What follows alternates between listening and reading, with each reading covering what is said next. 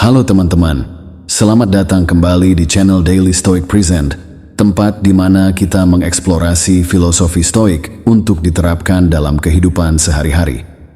Hari ini kita akan membahas topik yang sangat relevan dan penting, yaitu membebaskan diri dari ketergantungan emosional. Di dunia yang semakin kompleks ini, banyak dari kita sering kali terjebak dalam pusaran emosi yang sulit untuk dikendalikan. Kita menjadi tergantung pada orang lain untuk kebahagiaan, validasi, dan ketenangan batin. Ketergantungan emosional ini tidak hanya membuat kita merasa tidak berdaya, tetapi juga menghalangi kita untuk mencapai potensi terbaik kita. Melalui video ini, kita akan belajar bagaimana filosofi Stoik dapat membantu kita membebaskan diri dari belenggu ketergantungan emosional dan menemukan kedamaian serta keseimbangan dalam hidup. Filosofi Stoik yang berasal dari Yunani kuno menawarkan berbagai kebijaksanaan yang tetap relevan hingga hari ini. Para filsuf Stoik seperti Marcus Aurelius, Seneca, dan Epictetus telah meninggalkan warisan yang berharga tentang bagaimana kita bisa menjalani hidup dengan lebih bijaksana dan tenang. Jadi, mari kita mulai perjalanan kita dengan memahami kebiasaan-kebiasaan yang diajarkan oleh para Stoik untuk mencapai kebebasan emosional.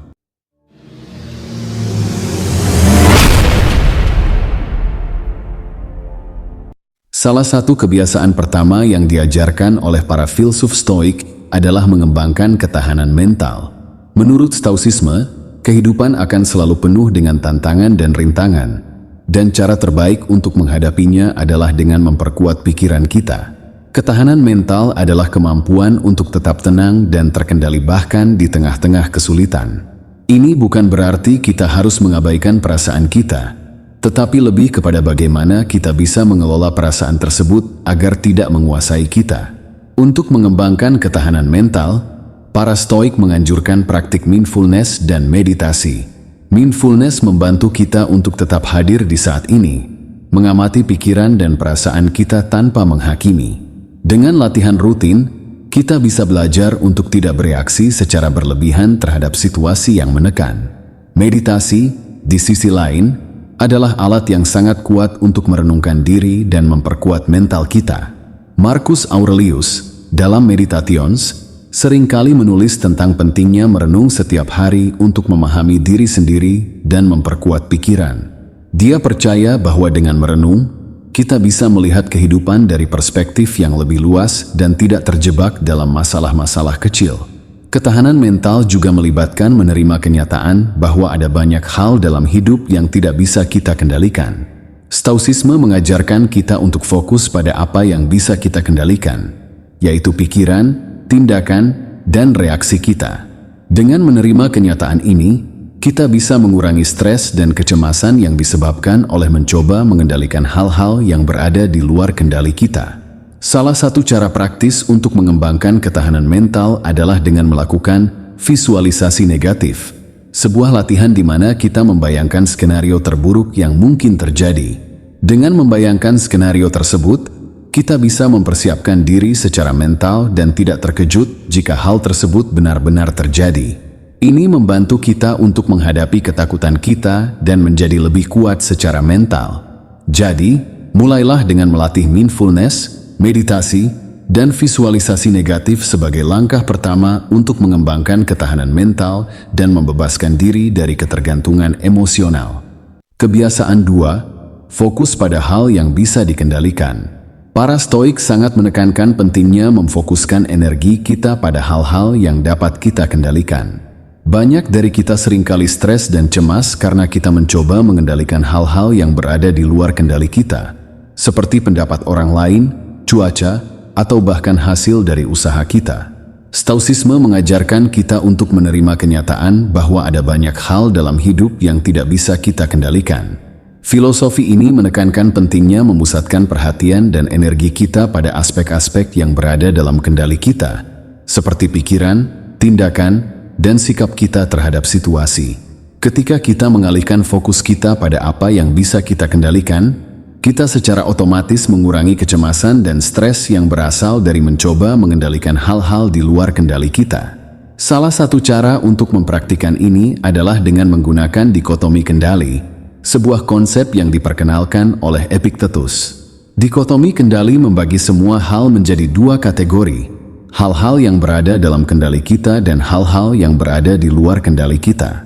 Setiap kali kita menghadapi situasi yang menegangkan, kita bisa bertanya pada diri sendiri, apakah ini sesuatu yang bisa saya kendalikan? Jika jawabannya tidak, maka kita harus belajar melepaskan dan menerima kenyataan tersebut. Praktik ini bisa sangat membantu dalam mengurangi ketergantungan emosional kita pada hasil atau opini orang lain. Selain itu, fokus pada hal yang bisa kita kendalikan juga melibatkan pengendalian pikiran dan emosi kita sendiri. Kita mungkin tidak bisa mengendalikan apa yang orang lain katakan atau lakukan, tetapi kita bisa mengendalikan bagaimana kita bereaksi terhadapnya. Marcus Aurelius dalam Meditations seringkali mengingatkan dirinya bahwa meskipun dia tidak bisa mengendalikan tindakan orang lain, dia bisa mengendalikan reaksinya terhadap tindakan tersebut. Ini membantu kita untuk tetap tenang dan tidak terlalu terbawa emosi dalam situasi yang menekan. Misalnya, jika kita menghadapi kritik yang tidak konstruktif, kita bisa memilih untuk tidak merespons secara emosional dan mengambil pelajaran dari kritik tersebut, jika ada. Dengan mempraktikkan fokus pada hal yang bisa kita kendalikan, kita bisa mengembangkan sikap yang lebih positif dan proaktif dalam menghadapi kehidupan. Ini tidak hanya membantu kita untuk mengurangi stres dan kecemasan, tetapi juga membebaskan kita dari ketergantungan emosional pada faktor eksternal. Jadi, mulai sekarang, cobalah untuk mengidentifikasi dan memfokuskan energi Anda pada hal-hal yang benar-benar bisa Anda kendalikan. Dan lihat bagaimana ini bisa mengubah hidup Anda menjadi lebih tenang dan seimbang. Kebiasaan 3, melatih pengendalian diri. Pengendalian diri adalah salah satu pilar utama dalam Stoicisme. Para Stoik percaya bahwa emosi negatif seperti kemarahan, kecemasan, dan kecemburuan dapat diatasi dengan melatih pengendalian diri.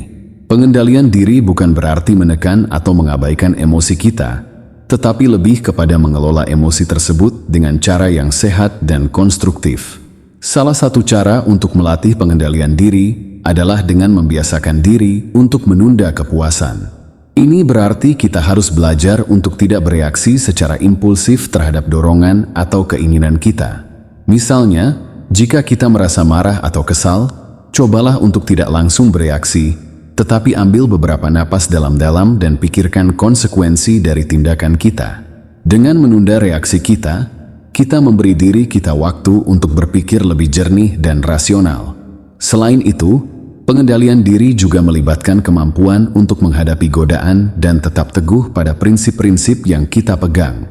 Misalnya, jika kita sedang berusaha untuk menjalani gaya hidup sehat, kita harus mampu mengendalikan dorongan untuk makan makanan yang tidak sehat. Ini membutuhkan disiplin dan tekad yang kuat. Para Stoik percaya bahwa dengan melatih pengendalian diri, kita bisa mengatasi berbagai godaan dan tantangan dalam hidup. Pengendalian diri juga penting dalam mengelola hubungan kita dengan orang lain. Ketika kita menghadapi konflik atau perbedaan pendapat, penting untuk tetap tenang dan tidak membiarkan emosi kita menguasai. Seneca, seorang filsuf Stoik, menekankan pentingnya komunikasi yang bijaksana dan penuh pengertian. Dia percaya bahwa kita harus mendengarkan orang lain dengan empati dan menjawab dengan tenang dan rasional, bukan dengan kemarahan atau emosi negatif. Dengan melatih pengendalian diri dalam komunikasi kita bisa membangun hubungan yang lebih sehat dan harmonis. Salah satu teknik praktis yang bisa digunakan untuk melatih pengendalian diri adalah dengan menjalani tantangan pribadi. Tantangan ini bisa berupa menghindari kebiasaan buruk selama periode tertentu atau melakukan aktivitas yang membutuhkan disiplin tinggi. Misalnya, kita bisa menantang diri kita untuk tidak menggunakan media sosial selama seminggu atau berpuasa dari makanan tertentu selama beberapa hari. Tantangan ini membantu kita untuk memperkuat tekad dan disiplin kita, sehingga kita lebih mampu mengendalikan dorongan dan emosi kita. Melalui pengendalian diri, kita bisa mencapai kebebasan emosional yang lebih besar. Kita tidak lagi menjadi budak dari dorongan dan emosi kita, tetapi menjadi penguasa dari pikiran dan tindakan kita sendiri. Dengan demikian, kita bisa menjalani hidup dengan lebih tenang, seimbang, dan penuh makna. Jadi, mulailah melatih pengendalian diri Anda hari ini dan lihat bagaimana ini bisa membawa perubahan positif dalam hidup Anda. Kebiasaan 4. Mengembangkan perspektif yang lebih luas. Salah satu ajaran Stoik yang penting adalah mengembangkan perspektif yang lebih luas terhadap kehidupan. Banyak dari kita sering terjebak dalam masalah kecil sehari-hari dan lupa melihat gambaran besar. Perspektif yang sempit ini bisa membuat kita mudah terjebak dalam emosi negatif dan ketergantungan emosional. Para Stoik mengajarkan kita untuk selalu mengingat gambaran besar dan melihat segala sesuatu dalam konteks yang lebih luas. Marcus Aurelius, dalam Meditations, seringkali merenungkan tentang tempatnya di alam semesta yang luas. Dia mengingatkan dirinya sendiri bahwa kita hanya bagian kecil dari alam semesta yang besar dan kompleks. Dengan mengingatkan diri kita tentang luasnya alam semesta dan tempat kita di dalamnya, kita bisa mengurangi pentingnya masalah-masalah kecil yang kita hadapi sehari-hari. Ini membantu kita untuk tetap tenang dan tidak terlalu terbawa emosi dalam menghadapi tantangan. Selain itu, mengembangkan perspektif yang lebih luas juga melibatkan memahami bahwa segala sesuatu bersifat sementara. Para Stoik percaya bahwa semua hal di dunia ini, baik itu kegembiraan maupun kesedihan, adalah sementara dan akan berlalu. Dengan memahami dan menerima kenyataan ini, kita bisa mengurangi ketergantungan emosional kita pada situasi atau orang lain. Misalnya, jika kita mengalami kegagalan atau kehilangan, kita bisa mengingat bahwa perasaan ini bersifat sementara dan akan berlalu seiring waktu. Ini membantu kita untuk tetap kuat dan tidak terlalu terbawa emosi negatif.